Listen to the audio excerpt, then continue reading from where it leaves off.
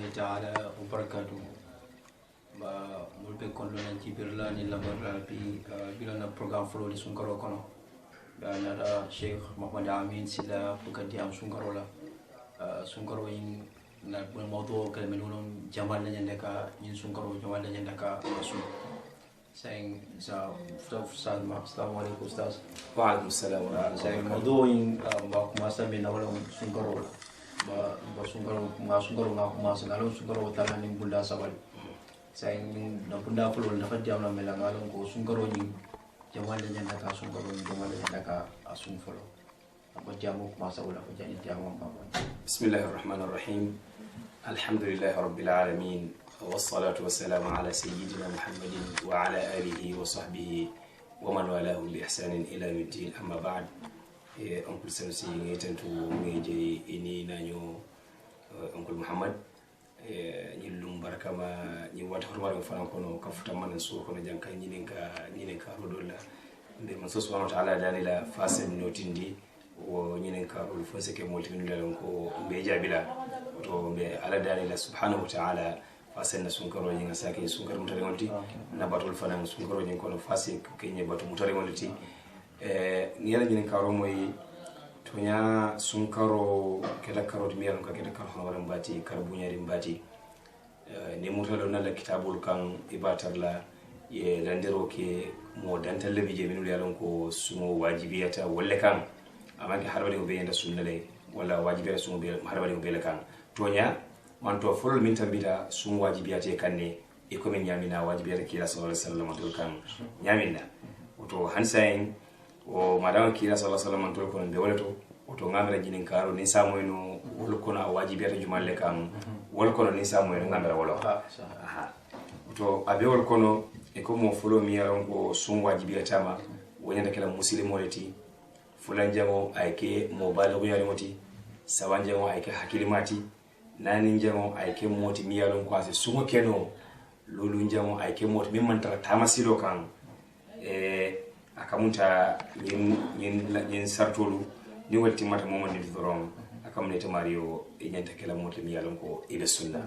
wato se kuma ni sa faran fansindi nyato ninke bismillah odo sawo kamra sai abi ko mbe ngamele sai yen bunda lulol mefo o sawo bunda lulu ko to lo bar hansa en sadum akono sai sa fono killing fo jani wato mena wato wan so da abarka bake onkul sansi nko sumo wajibiyata mo folo min kan sa wayna kala muslimo leti woto madama yana kala muslimo ni ko muslimo wala moti mi yaron ko aya fansi alama aya fandi alala ka fandi alala nyadi ba o ka ma folo len ko muslimo adanke ne da tungul lulo muslimo tungul lulo la ko muslimo ko be ngafo nyami ngata mi nyami dum wala moti mi yaron ko adanke ne da ko batu man sadake nam ka alati o ko la sir ko mo sallallahu alaihi wasallam fana mu alakila labanwati to mbe wala muslimo sumo wajibiyata wala kan to yara fam kafiro sumo wajibiya kafiro kan amanya tay manni na sunna sumo wajibiya muslimi adino kono na sunna fana maraji man tara ngi watum kafiro lati sumo wajibiya tema comme sumo dun kamantele balu to malbe nyamina muslimi adino kono e ma wajibiya kafiro kan londal ko nayake asara jozul dunya kono jang bar alkiyama joman tara bulje bawo barajo la safi sarto mo yinati halode mo kilimani ya moti ayke muslimoti barajo safi la sarto mo leti woto ate mus kafiro yi woto salo suma wajibiyate ma e ko men nyaminna baruto mal fanan ama wajibiya ma nyaminna sawon franco balegan ya go sai ko me ango wanda kala harmadi de me yalango apale ke ada ngalon wolon yo fambo tungululo kono yala tungululo me yalango ya foko de yo man ko flanjamo ayke hakilima nin ko hakilima akanake moti mi yalon ko akanake nyama toti min hakilo man tara fambulu akanake mo fandi mi yalon ko abekela dindi moti ro suma wajibiya dindi goma aw wajibiya falan nyama toma wato mina nyama bala wato mina suma wajibiya kan barni aka dum suma nyama bota kan wato wala suma wajibiya la kan barna man ko tiken suma wajibiya nyama to kan mumeke sai la kon ka kon lo sai ça fait woni nande ka fo wala nyamo ya wato kon fen tartara no ala yam fata man wala ala yam fata be male kila sallallahu alaihi wasallam al hadithu kan ako amanto ku dan tambije wulinda man tol ka wala mo dan tambije ko fen sa fe wala ala man tol to wala mo abe wol kono dinno mi ka on baluya fulan jamu nyama to faje nabe kende ala ale sino to fana faje nabe wulla wala min ke kila sallallahu alaihi wasallam ko kala ka wuli wala kan sa fe fen ba sa fe wala wato yara fa nyama to janala nyama e bolala muslima dino kono tala wotana man tala kasi wakasi man tala Allah ta'ala a'lam sa han sa continue ko de ba sa akoida ma sa ko de ngaluna sa odo hadama de nila sono mo wulti no do odo sana ala ate yang fata mala pu sungo amanya ite manya kram bodo me yala ko yanda tarraw sungo ko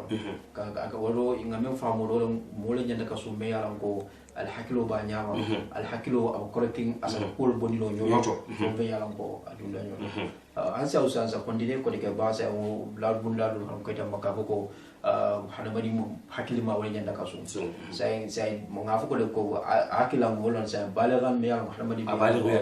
yata to mi sun farla yata mo fanan kan mi yalla ko akida baligoti o baligo kida kirati ban wala kita musolati ban sun wajibi yata kan akida moti ba mi ye fatan fansindiro ke ku kurundin ku kendetema wala ku kurunun ku kendetema on fatan fansinde keje e ko ron ay ke baligoti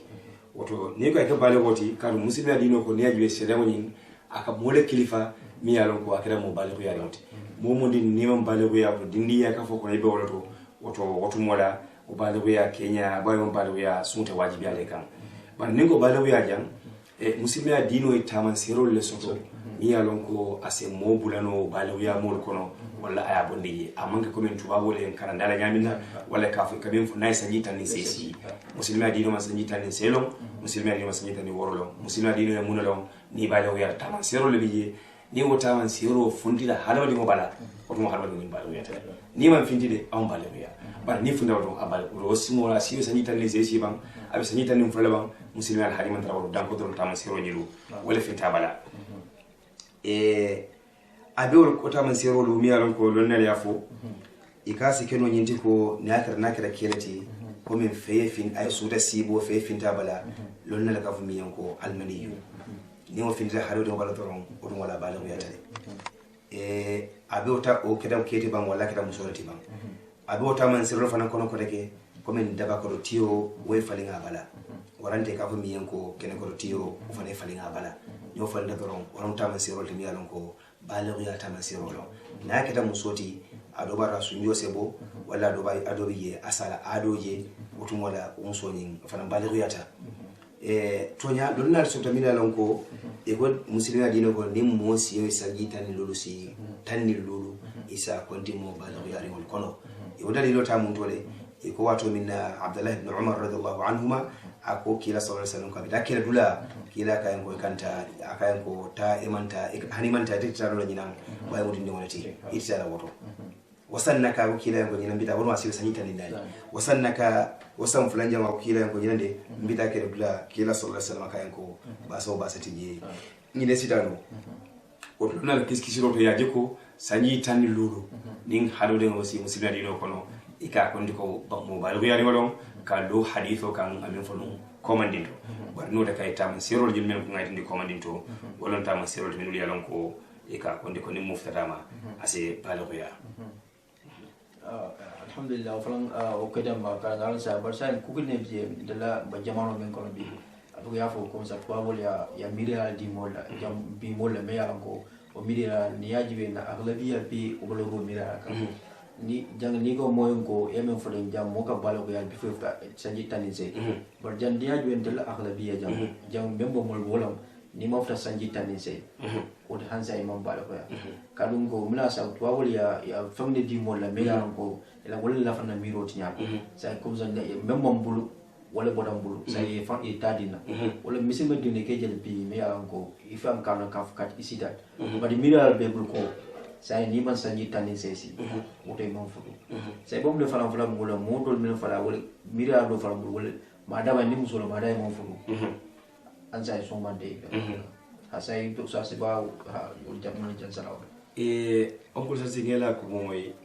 tonya tubabulu walla nte nsafo ko musilmiya tanu wala muslimol tanu ɗum ite da hala muslimol kelola foye fero mu me kata ya landi pour muslimol sabuno muslimiya san san kono ñaminna e silo be warannale pour se muslimiya kelo do ñaminna wote bi kuti wo mu kabirin wato minna ala duniya da lonna kaf min ko as-sira'u bayna al-haqq wal batil wa kirin to ñani faniya kelo be tema o kelo ñinte banno la mumeke wa shaytan fani fala groupe wol fay molsoto musu subhanahu wa ta'ala fala do fay molsoto da bari dum inna hizballahi humul ghalibun ala jama'ulu wala kala nor lalti to babul fande da hala ala ko wala yazalunakum yuqatilunakum hatta yurdukum an dinikum in istata'u woto da hala burey itaklaje mumeke foy sal kele pero foy yal murundi ka wala dino kono yal samba itella nidiya ko lukan ba harbi wato wato ni ko diya la wato wato wato nidiya ni ite da hala burey foy sal mundi ila ay sal bonala dina kendo kan ya fo no diya la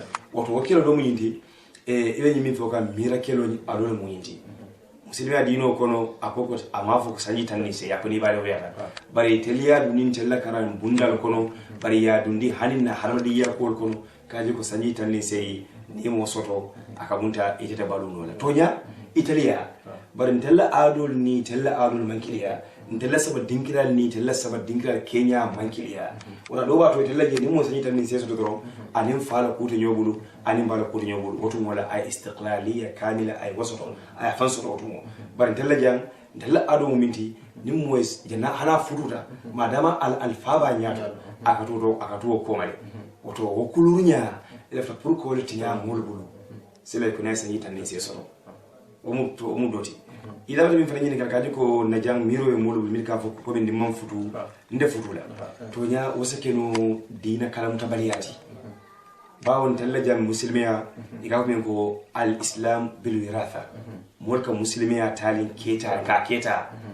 mfa muslimi mba muslimi woto wala lokan moka jela ko madama ndem no muslimiya keta re woto muslimiya dino ngal Allah sabara wa sahaya muslimiya dino te lon dola fa ya kara yalon wala de nyinin karo ke ya foye ibe muslimiya dino na woto mole woto aman sahaya mumeke ka fuko nim fututa woto malambe sunna wala nim fututa mbita hijola wala nimfuruda urwol nasal watu lulul mbe kantala nyama o man sahya muslimiya dino kono muslimiya dino e monelo ay sharto le ni famo fendido ni wa sharto timmata woto wajibiya toni dia ko yenta kake ifruda be mon fuduba muslimiya dino ma wolo bar sharto di timma fama timma woto kalamta baliya dino kono akamta wala se mo forcé ase modum di kafo ko ni man fudu nde sunna dim momon dim mi yoke tawnte yakam sun karol min tambita ay man sonne sunna akamunda julole be ndi kamala mi yalon ko diya kuya nyanda kawdulo mu mejo ni majo alabe kitindla alkewal bawo yefenna kar dino kono mi yalon ko diya kuya nyanda kala andu lonnal ko man ankara ma'luman min ad-din bi darura faqad kafara so from koida jinkaro hansay member deni maybe dafa mo yel mi yalon ko sabas eti asasa yitani sede ko sansa nga mira member molbul ko se yajela ko madama itel alfa ma fen ko sum ani tel fa ko sai sida suna wal hansa kaje ko hansa sum ma wajibi ta ha sawo alfa sifa fa ngam duli ya ma yana ila alfa ko sala ila dinol yande ke kulunya de muslima ya kulunya de la mi yala ko yande ka dinol kulunya wala yande ke trinya fo sa de dino onkul ngela nyin karomoy to nya muslimu ya dino kono ay wajibi ya di alfalela pour ka dindingol kulu ka dindingol topoto bawo alkewlo wo alfani baani kala mara fewanilu ay mara nyaadile kila sallallahu alaihi wasallam ko kullukum ra'in wa kullukum mas'ulun an ra'iyatihi oto ite wulula e mu kantarlalti ila dimbayani kabri min do wala e mu kantarlalti ila dum few e mu kantarlalti oto ke daji kondi fanan o fan mu wajibolati ite wulula kan ala ko alquran kono ko ya ayyuhalladhina amanu qu anfusakum wa ahlikum nara wata ko alal fantan kandi folo alla dimbayan ye fantan kan nyaadile ye fantan kandi ye dino karayalon wala yaani kan yal ko min ngap ko mani do nyamina ni o boday fon folo ya long o ko lesna ita dimbayal la bar ni le fon malon to ya ko la pour ka dimbayal la be ko la baki oto dimdingalu ila hakobe ni wulula kan pour ye misilmi adi no ke karandala pour ya long wala kila sallallahu alaihi hadithu ko sallallahu karola ak alal aldingolu ali ya marsal le sanji wo ali li pani man salini sanji ta so se no musaloti sum fa nyanda kala nyamoto so fana de kilo jam bar yonna tata iko dindi wala sumo abarajo ka safi aka wula fulule wala pour ka dindi kata ka train ka karandi pour se delo simo ala se delo sumo nyami bar niya bulaje ita fala sum ita fala sali wala to wulula ila lodula imafa alkiyama wala ni wose kero moti nyimbe kitin la alaya anak alaya ko wulula kari amallo nditala ila wula fu jabirla be wulwode oto halabadi mo iken dindi mo bala jato topoto nyami yedum fen kendo sanaye yedum ke ye samara kendo sanaye ye nasa sata ya samara loptano ya jara burka jato topoto ora niyo fana nyanta ka topoto wala nyama ba halabadi mo niyo lati ani bala jato oto kat bala jato topoto nyami na ye niyo fana topoto wala nyama bara bala fa sabara onkul nen jibe bi balunya dimbayal topoto nyato nka bisi ba ke dimbayal la balajaro to ni mano banta be bisiri ngro ni sukro banta be bisiri ni nyo banta be bisiri bar salwa to fe ka ke fe buka ke na haji man tawoto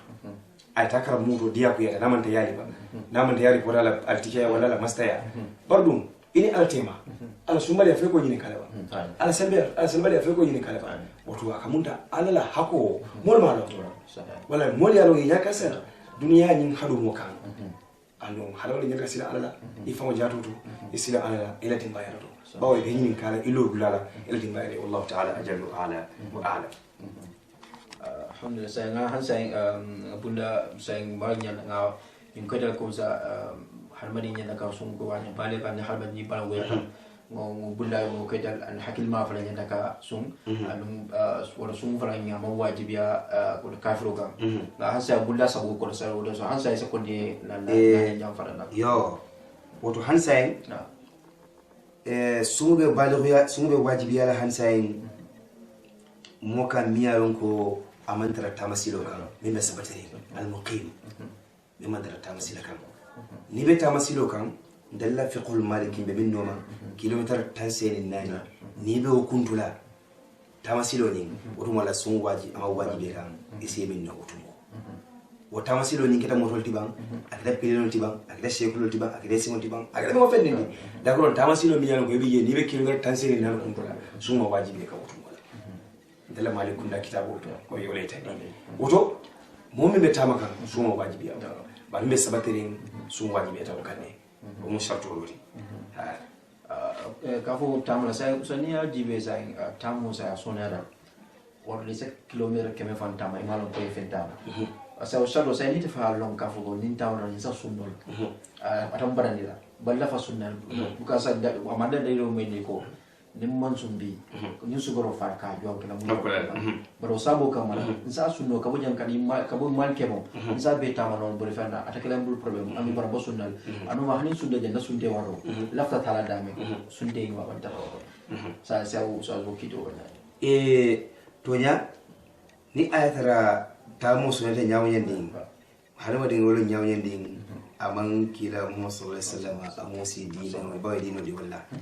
wato muslimi adino watu wale sone ndiro akala fona yuridu Allahu bikum al-yusra wa la yuridu bikum al-usra watu wale sone ndiro muslimi adino kala fona wati to vile nase kole apoti muslimi adino amala fona mumeke wato kila sallallahu alaihi wasallam falam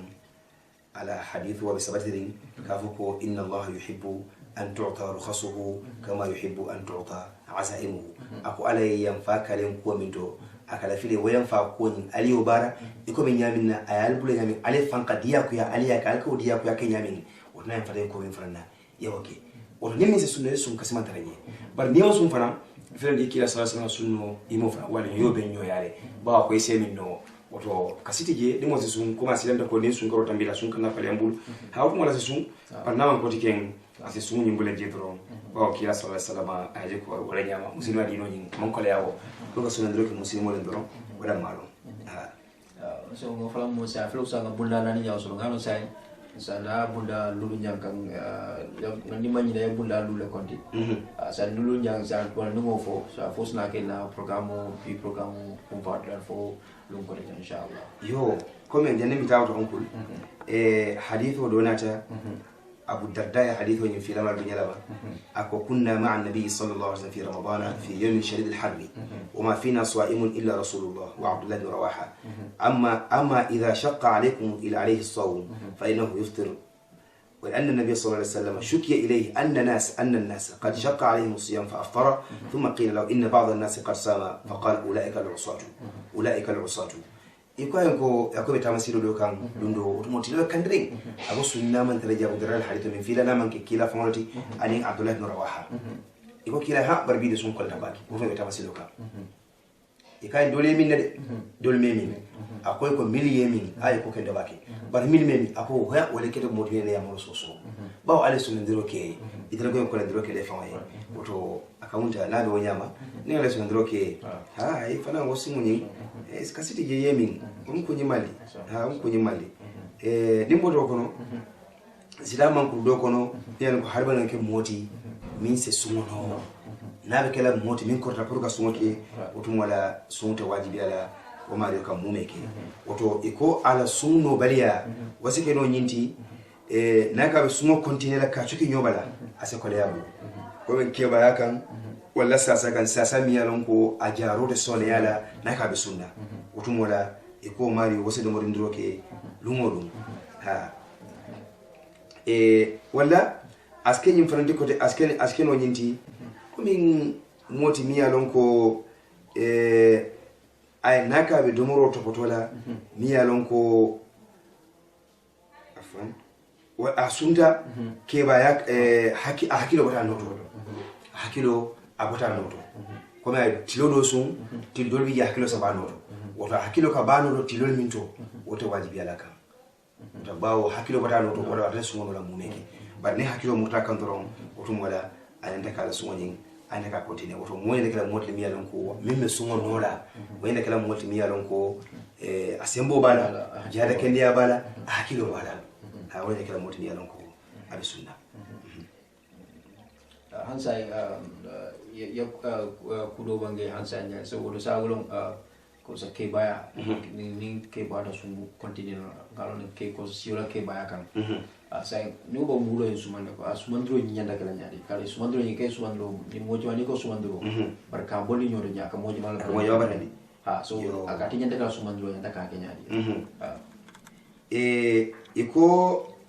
purka sumandiro ke ni sela ko momayno anyanta kala ko banko mol kabalo minna ayenda kala wajina sumandiro kala walato ina sumandiro kala walato kila sallallahu alaihi wasallam ni atlasi duto adulu jamo iko nyanta wala bondila kono mosa kono iko kilo fula anin gram tandani wala kilo fula tala dal nyanta wala bondila sumandiro to lugolum purkadi nemi maso nyanta wala kala kiba yakan ida sunnola kiba wala sasakan lugolum nyanta kilo fula anin gram tandani bar ko men ka dafandi moso no kilo fula anin gram anin tala kilo fula to moso wono lugolum yadi miskinola anin forola yadi wala puya isabalu wala anda barola nyama so hansa ba ni na jibe sawlo ko sangal na tumalo man ke wala mina ke ba ko do man sono wala ya ngal no ko sa to ta no ni na jibe ka fugo na sai ni muso hajiri barsa ko condition ni atar ko asa sunke no bosun ikal do jil mi ko hajibe bar sungu isa ken na te barani bar sai ita aji wala kuma da kido yani ma fa ya la kat ko asa sunke no so sai barate ka be min na sai wala kido yin madade onkul bawa se sumo ke no na yi sumo ke wala kamal ta wala fanyi ya da bar ado ba to ala sumbali ya fanasi kido nyindi ko bawa fenne ba kuno o so yalla dongo na ta ka be sunna ala ta famo to wala bar min ba kono ala silan no wala ko wala to ne lokan asemi no kaso kasaman to woto ne su goro tambita aya jurojo bawla jurobi yele kono bala oto kono maya ne su mo ko leata ne su ko leata barbi to na ta faaji kan sunno ban ko be sunna be torlo inde on nyoko o be torlo oto mo la pour ka bala fa waye o su mo la su mo boyla mare ne su goro tambita ay mimbi ay na wujurojo wallahu taala ala alhamdulillah hansai olo kala na bullalu nyaade bi kalunga nga kuma sa bullalu lo yimbe ko dal kada birin misil mola kana hakil mala kana wala ani menya na man ma da tamasilo ani menya ngo isa sumu alhamdulillah na usas bangi insa hayada warbi be tendula be jaila sai fransa kon la moral kada alhamdulillah la moral me yalango kemo le kasi me yalango imanda programme jibe kan dunia kono sa mol tendu ngai jai kanum fo lum ko den to bando badi ndeke lam folodi nga ko basi sunkaro so ni alkidia fo wadi fonsa soto no fo janin sunkaro bida ban hani sunkaro banda ning alkidia la ning la fa ning sa wakela continue couleur de me yalango ka mol la kadum molle be nafa kan ala me yalan ko defa ma jige ko wala yalan ko wal ba jibe kan online otol bi bismillah barakallahu fikum kul fokk fanten keje ini nañu alla ñim bari ñim mami kal bakke pour que muslimi khidmandi ni ko dino khidmando amanke ñi dam ma fu ka fu ko bakel ka wondolti walla be rakko do ban la bari ñi ñom fana ko dam mate ñi ñom be mu dina khidmando lati bawo moy diam mo bir kama kono jang idio findini dunia kono mo nyakaje to mo dina khidmando timi yalon ko awarta baki to ke fanten tu keje ilo bala ñi makan keso aka ala dani fasa yo simani jara kende ala kala mor la tumal fanan ke du keje ka foy ko dina khidmando ñanda kala tanye ni ñi do wakelta ala video na la fimal fundinda bi tamaka singala bitala to mol fanan ñanda so be mol fanan dalila minu yalon ko isano pour que bulo fayama ye sindro kama abe do ko min ke kan ba man joni ne kaje bari foy credit ko sanne yake fonyo kono wadu ye foy kuran cash pa sanne yake fonyo kono ba wa tayar taymota faka lamar la fandani ke tindu polo keje o kola ke dan nimmin sembo sano pour que muslimi adino ka fasa ba wala ko ta'awunu 'ala al-birri wat taqwa o to nyimu ta'awunu lati kanyode ma alanya silan kolto anin ko kende barolto o to faka lamar la fanan ke tindu keje ke dan ko nimmin se kokun ni keno nyin dino nyin na kokundo yenda kele wajibolon ba wolbe kala ma bor fendite mariwe alkemalolum ala be jola minna ese nyinda tako ila ku daraso mi yaron ko ya dum le nyinyon dina fasa ku sifatu ina fu be soto yabe ko kundo wasina ke ni zakudi alkemalolum wala fokalte du kalje kal dani fanan ko ka bambandi ko ni momundi mi yaron ko ese de maro keno on kulla ya de ma pour ni programme ni mi yaron ko commencer da sayin ko do ka kaye ay fenjamale fanan kanin wato pour ka do afi ka de ma isaje seke moti yalan ko ta'awunu tarana poro kila ko mathalul mu'minina fi tawaddihim wa tarahumihim wa ta'atufihim kama mathal jasad wahid awda bala fate kilo nyoma ko yolto nyokanoto wata nyim be mo rati ngafi bala fate kilo wati ha isaje laftan na to ko minti falso timman ninje billahi tabaraka wa ta'ala wa akhiru da'wana alhamdulillahi rabbil alamin wassalamu alaikum wa rahmatullahi